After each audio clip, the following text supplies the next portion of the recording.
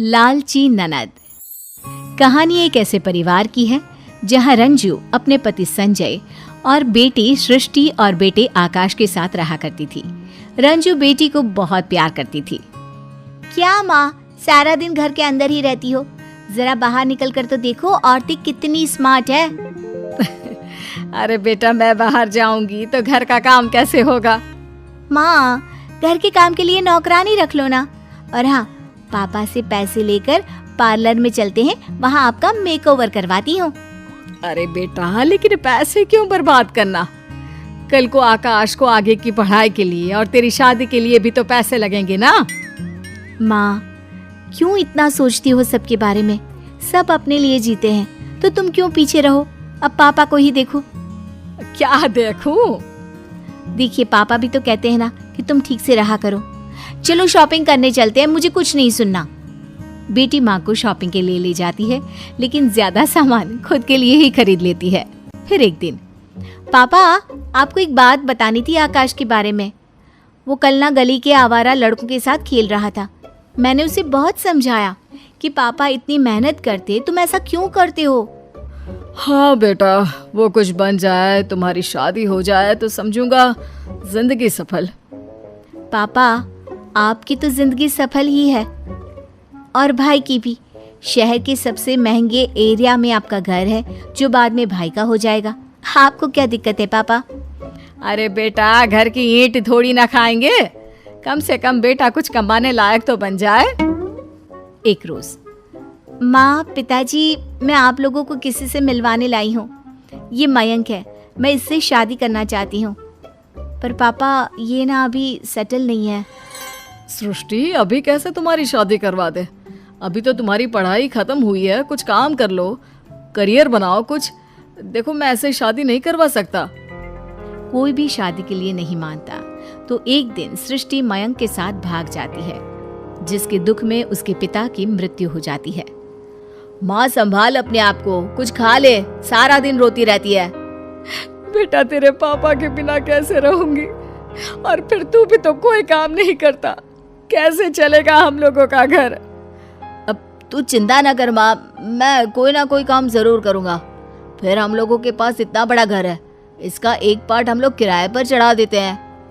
माँ को बेटे की बात जम जाती है और फिर दोनों ठीक से रहने लगते हैं कि एक दिन, मत देख तो, सृष्टि आई है। सामने सृष्टि खड़ी होती है। उसकी हालत खराब होती है।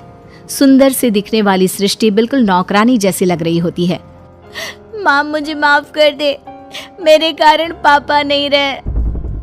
माँ पहले तो सृष्टि से बात नहीं करती, लेकिन बेटे के समझाने पर वो उसे गले लगाकर रोने लगती है।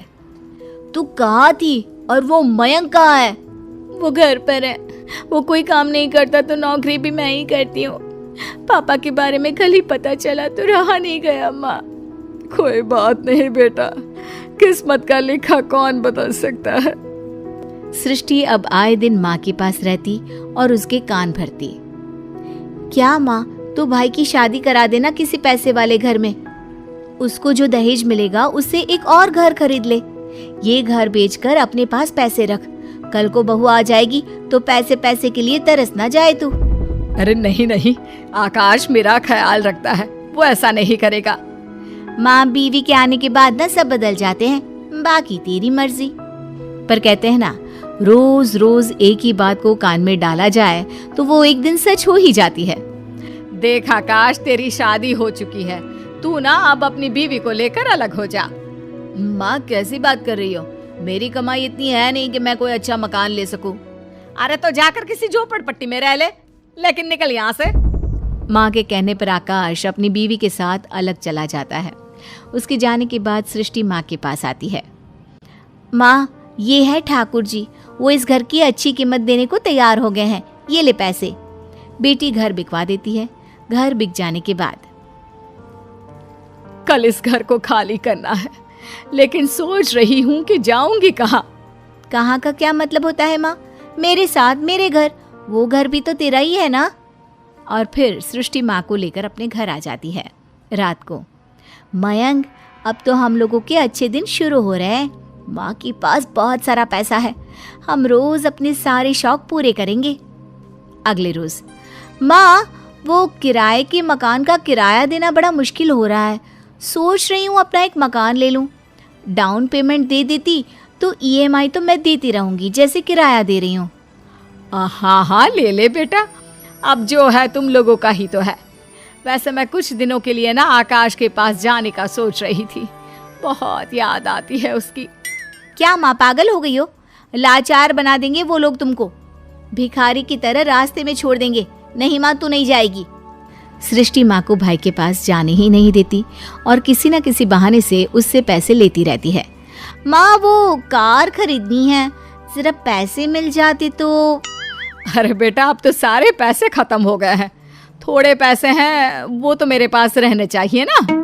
अरे तो मैं हूं ना माँ, तेरे रहने खाने पीने सबका जिम्मा तो मैंने ले रखा है, अब उसी का बिल समझ कर ही दे दे पैसे। माँ क्या करती, सारे पैसे बेटी को देकर खाली हो जाती है। फिर एक रोज, अरे माँ क्या हो गया, आज सोकर नहीं उठी, नाश्ता भी नहीं बनाया, और ये इतनी खांसी क्यों आ रही है तुझे? पता नहीं बेटा, कल तो खांसी से खून भी आया था, डॉक्टर को दिखा देना जरा। खून? माँ, मुंह से खून आना सही नहीं है। मैं एक काम करती हूँ, मयंक से बात करती हूँ। शाम को सृष्टि पति से बात करती है। अरे ये तो खतरनाक बीमारी के लक्षण है सृष्टि, माँ के इलाज में तो बहुत सारे पैसे लग जाएंगे। अब अरे लगने दो ना पैसे, वो पैसे लगाएगा इनका बेटा। मैं कल ही माँ को भाई के पास छोड़ाऊंगी। अगले दिन, माँ तुझे आकाश की याद आ रही थी ना, चल मैं तुझे ले चलती हूँ। हाँ बेटा, पता नहीं जिंदगी कितनी है, कुछ दिन उसके साथ भी रह लूं। बेटी माँ को लेकर भाई के घर जाती है, लेकिन वहाँ पर भाभी कहती है, वाह दीदी, जब तक माँ के पास पैसे थे अपने पास रखा, घर बिकवा दिया, सारा पैसा ले लिया। पता है मुझे कैसी हालत थी आपकी जब भागकर शादी की थी। अब माँ को हम लोगों के दरवाजे छोड़ रही है। अरे जाइए यहाँ से और इन्हें भी ले जाइए। तभी वहाँ आकाश आ जाता है। अरे माँ, कैसी हो माँ? सुगंधा की तरफ से मैं माफी मांगता हूँ। आओ ना अंदर, आओ सृष्टि। देख भाई, माँ की तबीयत ना ठीक नहीं है, इनको अच्छे से डॉक्टर के पास ले जाना। और हाँ, माँ को कुछ होना नहीं चाहिए, मेरी नजर रहेगी तुझ पर। वाह जी वाह, अब नजर रखोगी। अरे इतनी चिंता है तो साथ ले जाओ ना। तभी आकाश बीवी को जोर से डांटता है, ये माँ है मेरी, तुम्हारी हिम्मत कैसे हुई माँ और बहन से ऐसे बात करने की? माँ की आंखों से पानी आ जाता है। जिस लड़की ने अपने आगे अपने पिता की इज्जत को भी नहीं रखा और चालाकी से अपना मायका खत्म करने की कोशिश की, ऐसी लड़की के कारण मैंने अपना इतना अच्छा बेटा छोड़ा। मुझे माफ कर दे बेटा।